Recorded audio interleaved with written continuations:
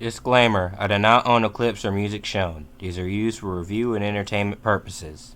Thank you.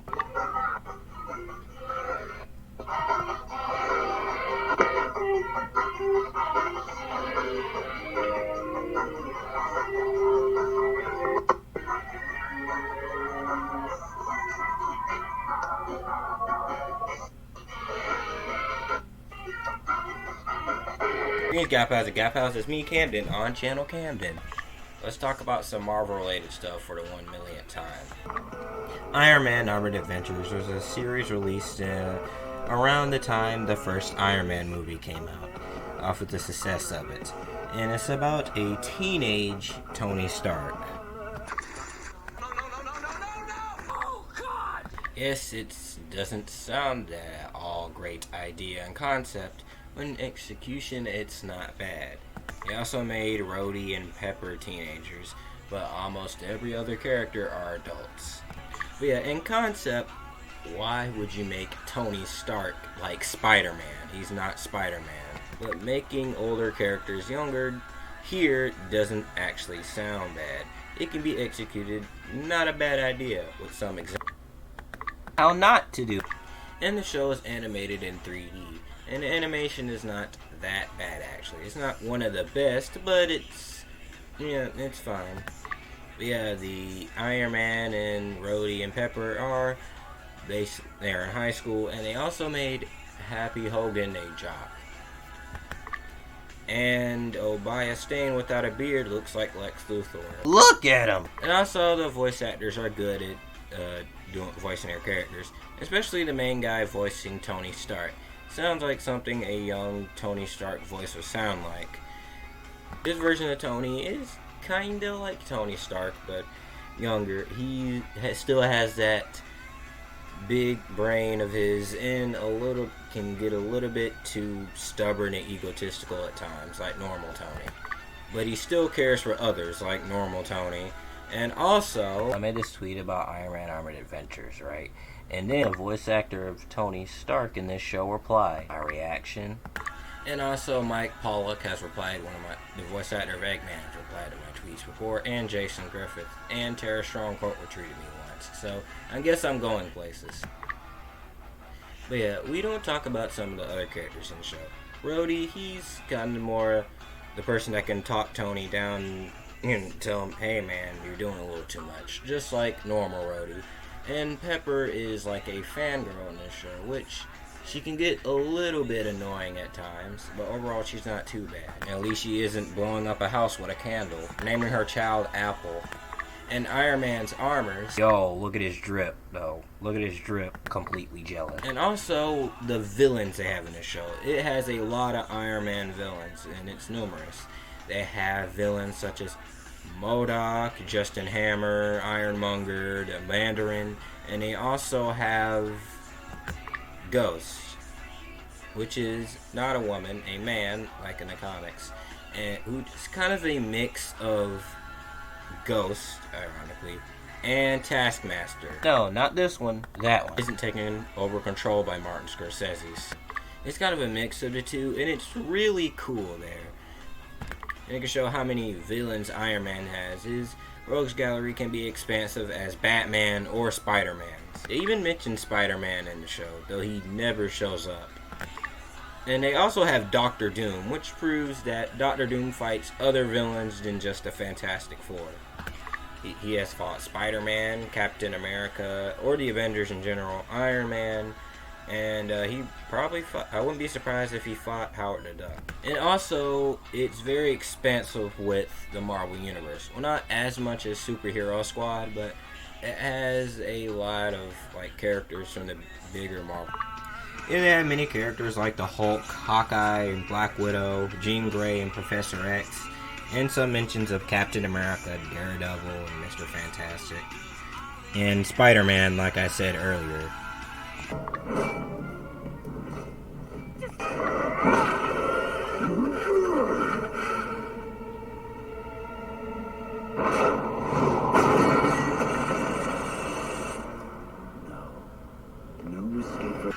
It also has other characters like Nick Fury or Black Panther.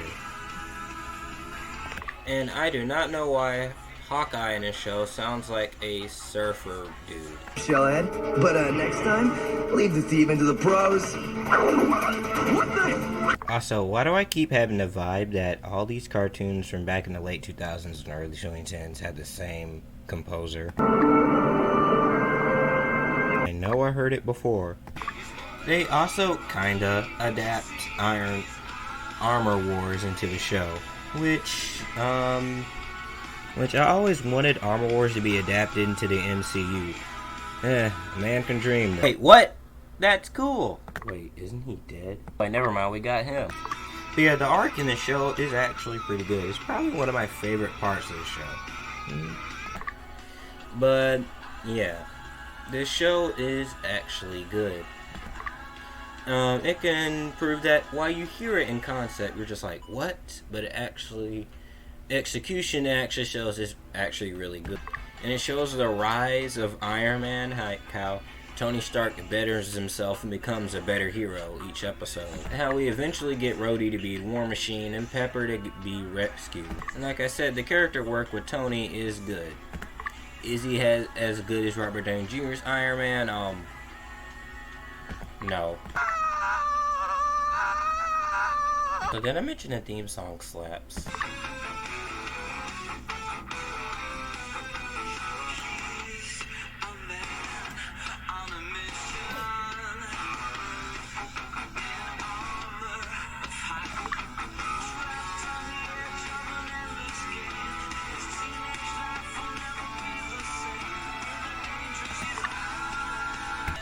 And had me singing a song every single day as a kid. He's Iron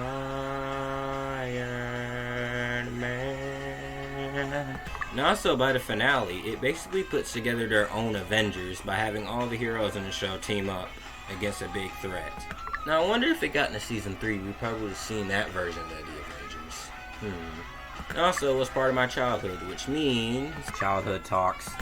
Yes, like I said, I sung the theme song every single day as a kid. And also when it ended, I kept watching it on Netflix over and over and over, just like with Avengers Anime. And I also theorized that this show and Spider-Man, that MTV Spider-Man show, is in the same universe, since probably because they're both 3D. And people to this day theorize that they're in the same universe. And X-Men Evolution along with that. And also, they mentioned Spider-Man in one episode. So basically, is Spider-Man a more experienced hero than Tony in this universe? Spider-Boy Jr. And also introduced me to the idea of Pepper having her own armor too. And then when she had her own armor in Endgame, it gave me memories.